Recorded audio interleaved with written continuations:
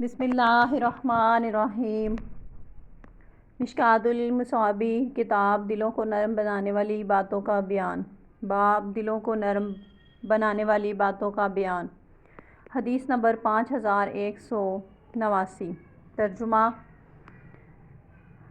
حضرت ابو امامہ رضی اللہ تعالیٰ عنہ نبی صلی اللہ علیہ وسلم سے روایت کرتے ہیں، آپ صلی اللہ علیہ وسلم نے فرمایا، میرے دوستوں میں سے وہ مومن میرے نزدیک زیادہ قابل رشک ہے جس کے پاس ساز و سامان کم ہو، نماز میں اسے لذت حاصل ہوتی ہو، اپنے رب کی عبادت خوب اچھی طرح کرتا ہو اور وہ پوشیدہ حالت میں بھی اس کی اطاعت کرتا ہو، لوگوں میں مشہور نہ ہو، اس کی طرف انگلیاں نہ اٹھتی ہوں، اس کا رزق گزارے لائق ہو اور وہ اس پر صابر ہو۔